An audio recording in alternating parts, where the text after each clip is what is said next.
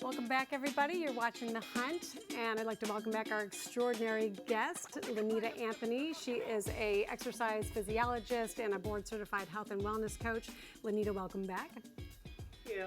All right, perfect. So we were talking earlier just about behavioral change. So I just wanted to ask you, because we have so much to dive into with you, and it goes by so fast. But I mean, you're an accomplished author. You're a champion, yourself of competition. So I want to get into all that because you're so inspiring to so many women, regardless, and men, regardless of age or anything. So we'll get into that. But what would you say, just as what are practical ways? We're all kind of fighting against this, this aging war, if you will. Mm-hmm. So, what advice would you offer to folks on, what are the best, simplest strategies, that anybody can employ just to either get started or either up their game a little bit?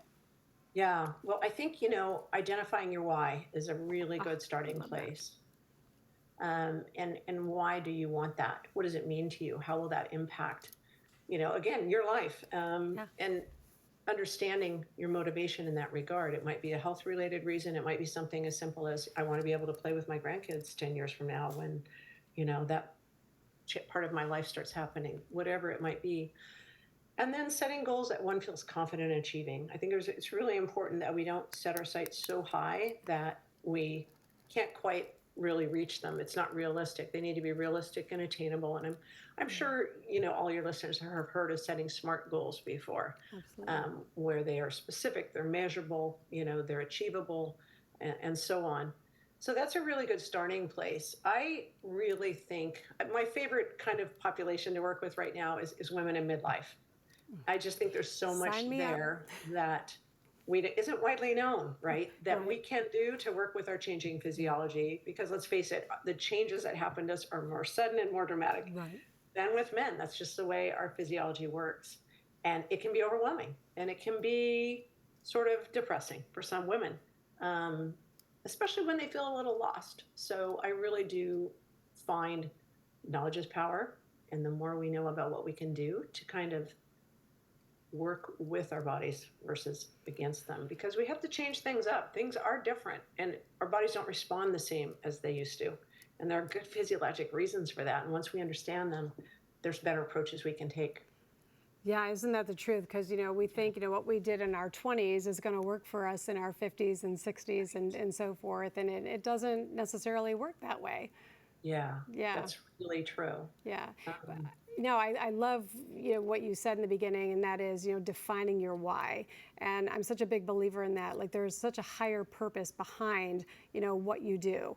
Like if you're a bank, for example, you're just not giving somebody money for, a loan. It might be the first vacation that family ever took, or it might be the first house, or home they've ever owned. It might be for their daughter's wedding. And so that higher purpose behind what we do and anything that we do is so important to identify. So it's powerful. It's so powerful. So because you can visualize then, the reason why you're going through that. And people want motivation, right? Yes. But that's typically best found internally versus an external reason.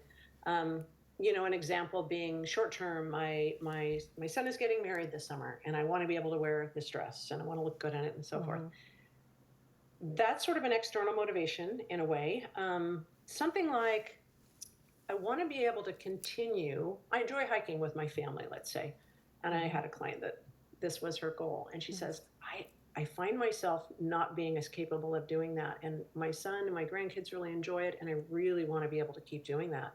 And so we dug into that a little bit further about why, what does that mean to her? And it really was just that significance of that family time, that quality time. That was her driver for the next 6 months, during which she made incredible changes. But for her, that was more powerful than her doctor's orders to get her blood pressure down, or, these things were side effects. But had we just focused on that, I'm not sure the follow through and the motivation from within, that intrinsic drive, would have been there as significantly for her. Yeah. And do you find that, in any, I feel like in any continuous improvement process, recognition and celebration is so important of a step that you cannot forget about. So is it just so fun to be able to celebrate, the wins with your clients? Because I can't imagine that's got to be so motivating for you to keep going and doing what you're doing.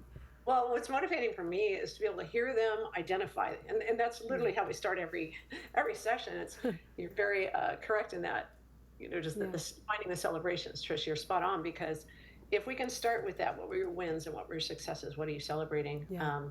Again, it brings out that positive attitude, and that's going to, definitely increase their odds of moving to that next step. And celebrating those wins, absolutely. Absolutely. By the way, how can people get in touch with you if they want to? Is that an opportunity? So for now, probably the best way is email. Okay. Yeah. And you can put that. Yeah, we can pop that up on the bottom of the screen there for sure. No, that's great. Okay, so let's talk about Challenge Athletes Foundation. You've been so instrumental, in that cause. And you continue, it's a ride that goes from, I think, San Francisco down to San Diego, California, and challenged athletes, and you've been a big part of that. It's been really, really fun being involved, but it's definitely near and dear to my heart. The Challenge Athletes Foundation helps provide grant money for people with physical challenges and disabilities who want to participate in sport. And when I think about how fortunate we able-bodied humans are to be able to do the things we do, and how sometimes we take it for granted, it's just so awe-inspiring to watch these athletes who have had physical challenges that are so significant at times, whether it's a loss of a limb, or maybe some of them were actually born with a birth defect of some sort, that they need prosthetic limbs, they need devices like wheelchairs or hand cycles to be able to participate.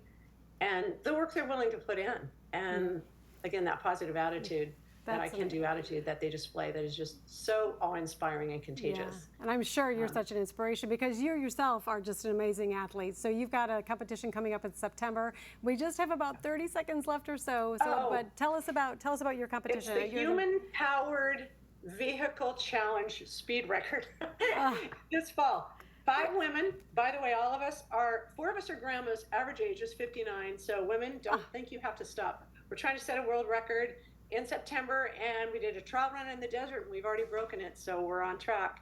Battle Mountain, Nevada. It is so incredible. 5-person incumbent cycle. Yeah, well, you're definitely going to have to come back on the show and talk to us about that. I could talk to you for a whole hour just about behavioral changes and motivation of people. We've got to come up with something else. And maybe you can come in the studio next time. That would be so great.